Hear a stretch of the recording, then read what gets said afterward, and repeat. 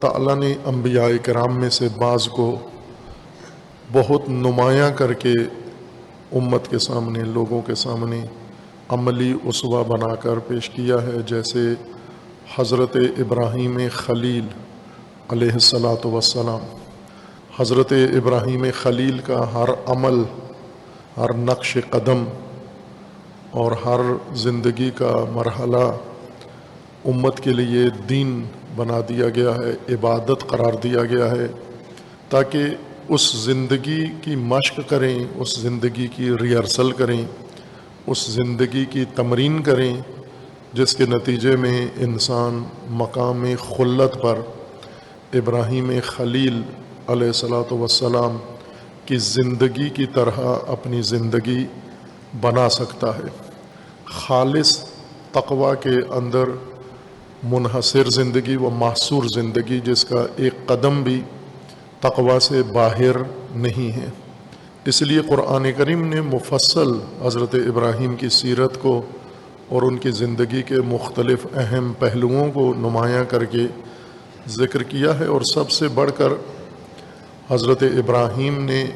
اللہ کے حکم پر جو ہجرت فرمائی، بابل سے، فلسطین سے نقل مکانی کی، یا عراق کے علاقے سے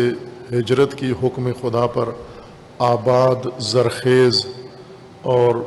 ایک بہت ہی سرسبز علاقے سے اور مناسب و معتدل موسم والے علاقے سے اللہ کے فرمان پر ہجرت کی، اپنا کنبہ اور اپنا خاندان لیا اور مکہ کی سنگلاخ زمین پر حکم خدا سے جا کر چھوڑ دیا۔ اس کو خداوند تبارک و تعالیٰ نے حضرت ابراہیم سے انجام دلوایا،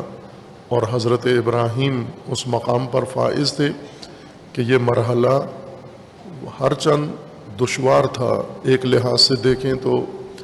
آگ میں کودنے سے بھی زیادہ دشوار یہ مرحلہ ہے کہ ایک آرام دہ زندگی سے انسان اپنا خاندان اٹھائے اور اس کو ایک ایسی سرزمین پر جا کر آباد کر دے، بسا دے، جہاں زندگی کی معمولی سہولتیں بھی نہیں ہیں، جہاں کھانا تو دور کی بات ہے یا معاشرت دور کی بات ہے، پانی تک میسر نہیں ہے، نہ آسمان سے پانی اترتا ہے، نہ زمین سے پانی نکلتا ہے۔ ایسے بیابان میں اور ایسے سنگلاخ سرزمین میں جا کر حکم خدا پر اپنا کنبہ بسا دینا، یہ حضرت ابراہیم کا دشوار امتحان تھا جو اللہ تعالیٰ نے لیا، اور حضرت ابراہیم نے اسے سرخرو طریقے سے بجا لائے اور انجام دیا۔ اور اس قدر عالی اور اس قدر زیبا و حسین یہ کردار اللہ کو لگا کہ خداوند تبارک و تعالیٰ نے اس مرحلے کو مکمل خاندان کے ہر عمل کو آنے والی نسلوں کے لیے ایک فریضہ، عبادی فریضہ قرار دیا، حج قرار دیا۔ جو کچھ بھی انسان حج میں جا کر ایک مسلمان مومن انجام دیتا ہے، عورت اور مرد، وہ تکرار ہے حضرت ابراہیم، حضرت ہاجر اور حضرت اسماعیل علیہ السلام کے اعمال کا۔ اس مختصر خاندان نے اللہ کی راہ میں ایسا محکم قدم اٹھایا، ایسا پختہ قدم اٹھایا کہ خداوند تبارک و تعالیٰ نے اسے پسند کیا تمام بشریت کے لیے۔ یعنی اللہ تعالیٰ نے ہر انسان کو ابراہیمی انداز میں دیکھنا پسند کیا، ہر خاندان کو ابراہیم کے خاندان کے قالب میں اللہ تعالیٰ نے پسند کیا۔ اور اس لیے قرآن کریم میں فرمان بھی آیا کہ ابراہیم میں تمہارے لیے اسوہ ہے، ابراہیم تمہارے لیے اسوہ ہے۔ اور اسوہ کا مطلب جس کی انسان پیروی کرے، جس کے نقش قدم پہ چلے۔ اسوہ اس پیٹرن کو کہتے ہیں، اس ماڈل کو کہتے ہیں جو سامنے رکھ کر اور اس کے مطابق نقش بنایا جاتا ہے۔ جیسے مصور کرتے ہیں کہ سامنے ایک ماڈل رکھتے ہیں، سامنے ایک پیٹرن رکھتے ہیں اور اس کے مطابق پھر نقاشی کرتے ہیں۔ یہ رنگوں کی نقاشی کسی صفحے پر، کپڑے پر یا کاغذ پر کرتے ہیں یا دیوار پر، لیکن جو ماڈل، جو پیٹرن اللہ تعالیٰ نے بنایا حضرت ابراہیم کا، وہ کاغذ اور کپڑے یا دیوار پر نقاشی کا نہیں ہے، وہ انسانی زندگی کے اندر نقش بنانے کا کام ہے۔ یعنی ہر مومن، ہر مسلمان اپنی زندگی کو قالب ابراہیمی میں ڈالے، اس ماڈل ابراہیمی میں تبدیل کر دے، اور ہر انسان کی زندگی پہ جب نگاہ کریں تو بے ساختہ گواہی دیں کہ یہ ابراہیمی زندگی ہے، یہ خلیل اللہ کی زندگی ہے، یہ خلت کی زندگی ہے۔ خوب اس زندگی کو عام انسانوں کے لیے خداوند تبارک و تعالیٰ نے پسند کیا ہے، لہٰذا یہ عمل فریضہ بنا دیا، واجب قرار دیا کہ آپ آ کر زندگی میں ایک دفعہ اس کو یہاں انجام دیں، سیکھیں، اور پھر زندگی واپس اپنے گھر میں جا کر اس کو تکرار کریں۔ اور اسی طرح کا بائیں کے انبیاء کرام علیہ السلام کی تعداد فراوان ہے قرآن کریم میں، جن کا ذکر ہے 24 یا 25 انبیاء کرام علیہ السلام کا تذکرہ ہے، اور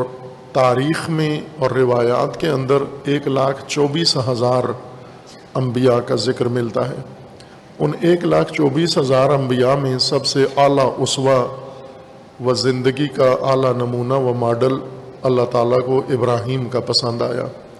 اس لیے ابراہیم کے نقش قدم کو عبادت اور فریضہ قرار دیا تمام آنے والے لوگوں کے لیے قیامت تک۔ یعنی ابراہیمی رنگ اللہ کو بہت پسند ہے، انسان کی زندگی کا ابراہیمی قالب، ابراہیمی شکل، ابراہیمی انداز، ابراہیمی طرز، سوچ حضرت ابراہیم جیسی ہو، نظریہ حضرت ابراہیم جیسا ہو، فیصلے حضرت ابراہیم جیسے ہوں، اقدام حضرت ابراہیم جیسے ہوں، خاندان حضرت ابراہیم جیسا ہو، اور قوت ارادی حضرت ابراہیم جیسی ہو، سختیوں کے اندر انسان کا مقابلہ کرنا، سختیوں کا، یہ سب حضرت ابراہیم کے قالب میں ہو۔ اور یہ ممکن ہے، اسی لیے اللہ تعالیٰ نے اس کو واجب قرار دیا ہے۔ ناممکن ہوتا تو نہ حضرت ابراہیم کے لیے یہ حکم آتا، چونکہ ناممکنات کا حکم نہیں دیا جا سکتا، اور کوئی بھی شریعت مقدسہ میں ایسا اللہ تعالیٰ نے حکم، وظیفہ، فریضہ مقرر نہیں کیا جو انسانوں کے لیے ناممکن ہو، جسے بجا لانا انسان کے بس میں نہ ہو، طاقت سے باہر ہو۔ چونکہ مقدور ہے ہر انسان کے لیے، اس لیے خداوند تبارک و تعالیٰ نے ہر انسان کے لیے اس کو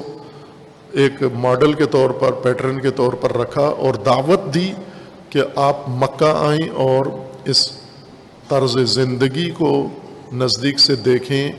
اور اس کے نقش قدم پر قدم رکھیں، اس کی سرمشق کی مشق کریں، اور پھر باقی زندگی اس طرح سے گزاریں۔ ایک عمل حج کا بہت خوبصورت اور بڑا عالی ہے، بہت زیبا اور بہت گہرائی ہے اس کے اندر۔ دوسرا نمونہ ہم تاریخ بشر میں اگر دیکھیں، حضرت ابراہیم خلیل کے بعد جس کو اللہ تعالیٰ نے عمومیت عطا کی ہے، دوسرا پیٹرن اور دوسرا ماڈل جو حضرت ابراہیم کے نقش کی تکمیل ہے، حضرت ابراہیم کے عمل کی تکمیل ہے، نہ کہ علیحدہ ہے اس سے، یا کہیں ہم دوسرا ہے، وہی نقش جو حضرت ابراہیم نے شروع کیا اور زیبا ترین شکل میں اس کو عملی کیا اور اللہ تعالیٰ کو بہت پسند آیا، اس کی تکمیل حضرت سید الشہداء علیہ الصلاۃ والسلام کے ذریعے سے ہوئی۔ یعنی ایک وہ نقش اور وہ عمل جو حضرت ابراہیم نے کرنا تھا وہ مکمل نہیں ہوا، قرآن کی آیت کے مطابق بھی مکمل نہیں ہوا، وہ ایک مرحلہ اس کا حضرت ابراہیم نے انجام دیا، اور باقی دوسرا مرحلہ اس کا ذریت ابراہیم میں انجام پانا تھا۔ اس لیے حضرت ابراہیم نے جہاں بھی اللہ تعالیٰ سے کچھ طلب کیا، ساتھ اپنی ذریت کا ذکر ضرور کیا۔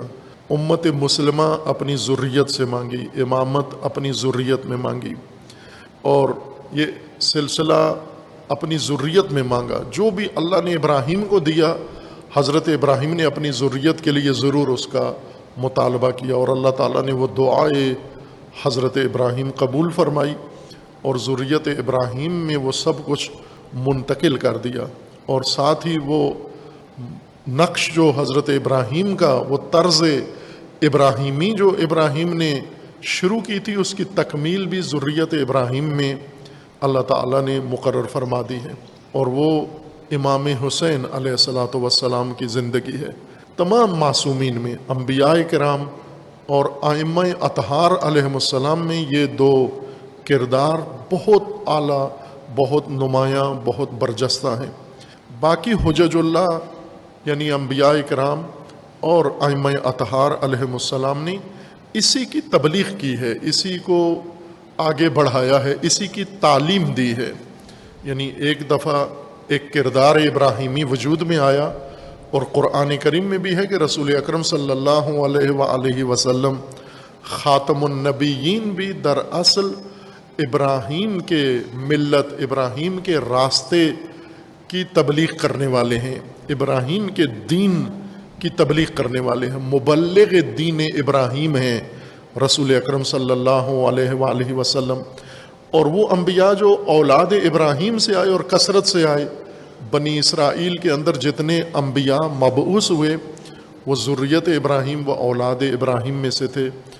اور مبلغ نقش طرز ابراہیمی تھے، دین ابراہیمی و ملت ابراہیمی کے مبلغ تھے۔ اور پھر خداوند تبارک و تعالیٰ نے ذریت ابراہیم میں دوبارہ اس کردار کو زندہ کیا اور اس کا تکمیلی مرحلہ انجام دلوایا اور حکم دیا، ہو بہو اسی انداز سے جس طرح حضرت ابراہیم علیہ الصلاۃ والسلام نے انجام دیا تھا، حکم الہی سے اطاعت خدا کرتے ہوئے۔ اور جس طرح حضرت ابراہیم کا عمل لوگ اس وقت ادراک نہیں کر سکتے تھے اور نہیں کیا کہ اپنے خاندان کو اٹھانا اور ایک لم یزرا وادی غیر ذی زر میں جا کر شیرخوار کو اپنی ماں کے ساتھ دونوں کو اکیلا چھوڑ کے پھر خود آ جانا، واپس آ جانا اپنی معموریت پر اور دیگر سرزمین پر آ جانا، یہ ہر ایک کی فہم سے بالاتر مطلب تھا، لیکن حضرت ابراہیم نے یہ کام کیا۔ اسی طرح حضرت ابراہیم نے بت شکنی کی، شرک کے مظاہر کو نابود کیا، شرک کا خاتمہ کیا، بت کدے کو ویران کیا، اور ان لوگوں کو شرک سے دور کرنے کے لیے جھنجھوڑا، اور اس کے نتیجے میں علو آگ کا حضرت ابراہیم کے لیے روشن کیا گیا، جلایا گیا، اس میں پھینکا گیا، اور خداوند تبارک و تعالیٰ نے حضرت ابراہیم کو اس سے نجات عطا فرمائی۔ ہو بہو ایسے ہی یہ عمل امام حسین علیہ الصلاۃ والسلام وارث ابراہیم علیہ الصلاۃ والسلام نے شروع کیا، اور وہی حالات جو حضرت ابراہیم کے زمانے تھے، شرک کا دور دورہ، کفر کا دور دورہ اور ظلم و طاغوتیت، اس زمانے میں نمرودیت کی شکل میں تھی، اور امام حسین علیہ الصلاۃ والسلام کے عہد میں بنو امیہ کے اندر وہی جو پہلے نمرود تھا وہ اب بنو امیہ وہ کردار اپنانے لگے۔ جس طرح علامہ اقبال کا فرمانا ہے کہ یہ دو کردار تاریخی ہیں، یہ دو کردار ازل سے ہیں، کہ ایک طرف حسینی و شبیری کردار ہو اور ایک طرف یزیدی و فرعونی و نمرودی کردار ہو۔ بالکل وہی ماجرا تکرار ہوا حضرت امام حسین علیہ الصلاۃ والسلام کے عہد میں، اور خداوند تبارک و تعالیٰ کا حکم امام حسین علیہ السلام کے لیے موجود تھا۔ کہاں تھا؟ علیحدہ آیت نازل نہیں ہوئی جو حضرت ابراہیم پر نازل تھی، آیت جو حکم وہ ابھی باقی ہے۔ یوں نہیں تھا کہ عہد ابراہیم میں شرک ممنوع ہے اور عہد امام حسین میں شرک جائز ہے، شرک پہ خاموشی اختیار کی جا سکتی ہے، شرک کے ساتھ سمجھوتا کیا جا سکتا ہے۔ حضرت ابراہیم کے عہد میں بت خانہ نہیں ہونا چاہیے، لیکن امام حسین علیہ السلام کے عہد میں بت خانہ بنانے میں کوئی حرج نہیں ہے۔ وہی حجت ابھی بھی باقی ہے، اور اسی حجت کے مطابق سید الشہداء علیہ الصلاۃ والسلام نے اپنے عہد کے نمرود کے خلاف قیام کیا اور امت کو بھی دعوت دی، اور حضرت ابراہیم ایک زوجہ، ایک بیوی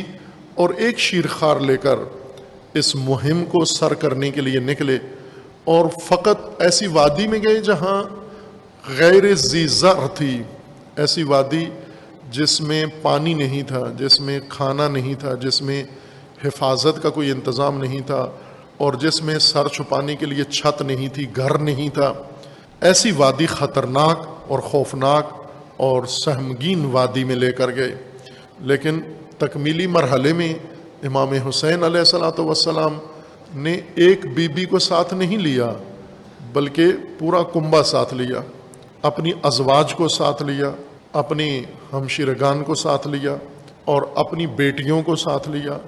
اپنے بیٹوں کو ساتھ لیا، سب کو ساتھ لیا۔ ایک فرد بھی امام علیہ السلام نے اپنے خاندان کا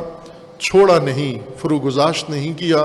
کہ یہ کسی بھی وجہ سے، مجبوری کی وجہ سے بھی رہ جائے۔ امام کو معلوم تھا کہ یہاں قتل عام ہوگا، جیسا کہ شروع میں آغاز میں فرمایا تھا کہ میں جہاں بھی جاؤں، اگر کسی بل میں بھی گھس جاؤں یہ وہاں سے بھی نکال کے مجھے قتل کر دیں گے۔ اس کے باوجود پوری نسل لے کر امام علیہ السلام وہاں پہنچے۔ اگر کسی کو پیچھے چھوڑنا تھا تو اپنا بیٹا چھوڑ کے جاتے، یہ رکھنے کے لیے کہ میری نسل تو کم از کم باقی رہے۔ اگر مجھے اور میری اولاد کو شہید کر دیا جاتا ہے تو ایک بیٹا میرا ایسا باقی رہے، یہ بھی اہتمام نہیں کیا۔ حضرت ابراہیم کی ایک زوجہ سارہ تھیں، ایک ہاجر تھیں۔ ہاجر سارہ کی کنیز تھیں جو انہوں نے آزاد کر کے حضرت ابراہیم کو دے دی تھیں، اور حضرت ابراہیم نے ان سے ازدواج کی، اور انہی سے اسماعیل پیدا ہوئے، اور بعد میں سارہ سے اسحاق پیدا ہوئے۔ امام حسین علیہ السلام نے ایسی تقسیم نہیں کی۔ تمام خاندان، چونکہ تکمیلی مرحلہ تھا، وہ آغازین مرحلہ تھا۔ جس طرح علامہ اقبال نے فرمایا ہے کہ داستان حرم سادہ و رنگین ہے، اس کا آغاز اسماعیل ہے اور اس کا انتہا و اختتام حسین ہے۔ خوب یہ تکمیلی مرحلہ تھا۔ تکمیلی مرحلہ صرف علامتی کام سے نہیں ہونا تھا، تکمیلی مرحلہ حقیقی مناظر سے انجام پانا تھا، تاکہ مکمل ہو جائے طرز حیات ابراہیمی و طرز زندگی حسینی۔ امام حسین علیہ السلام اپنا کنبہ لے کر کس مقصد کے لیے گئے؟ ہر وہ چیز جو حضرت ابراہیم کے مد نظر تھی، اسی مقصد کے لیے امام حسین علیہ الصلوۃ والسلام قیام کیا۔ اور اس دشوار وادی میں جو منزل ابراہیم سے بہت زیادہ دشوار تھی، منزل ابراہیمی میں بچے کو پیاس لگی لیکن پانی نکل آیا، لیکن منزل حسینی میں ایسا نہیں ہونا تھا۔ منزل ابراہیمی میں آگ میں ڈالا گیا اور بجھ گئی اور ٹھنڈی ہو گئی، لیکن کربلا میں خیام حسینی کی آگ ٹھنڈی نہیں ہوئی۔ اسی طرح جب خنجر گلوئے اسماعیل پہ پہنچا تو امتحان مکمل ہو گیا، ابراہیم امتحان کامیابی سے طے کر چکے، لیکن امام حسین علیہ السلام کی اولاد اور آپ کی ذات پر خنجر گلے پہ چلا بھی، لیکن رکا نہیں، کوئی اور قربانی متبادل پیش نہیں ہوئی، اس لیے کہ یہ تکمیلی مرحلہ تھا۔ اس تکمیلی مرحلے میں علامتی کام نہیں تھا، حقیقی معنی میں جو کچھ حضرت ابراہیم سے ہوا وہ یہاں پر مکمل ہونا تھا، اپنے تکمیل کو پہنچنا تھا۔ اس لیے خداوند تبارک و تعالیٰ نے اس ہستی کو بشر کی امامت کے لیے خلق فرمایا، جو تمام انبیاء کی امامت، تمام انبیاء کی دیانت، تمام انبیاء کی رسالت کی تکمیل کے لیے خداوند تبارک و تعالیٰ نے امام حسین علیہ السلام کو مقرر فرمایا، اور امام حسین علیہ السلام نے اس کو موفقیت کے ساتھ، سرخروئی کے ساتھ انجام دیا۔ اور پھر خداوند تبارک و تعالیٰ نے اس اسوہ کو آنے والی بشریت کے لیے، قیامت تک کے لیے ایک نمونہ مقرر کر دیا۔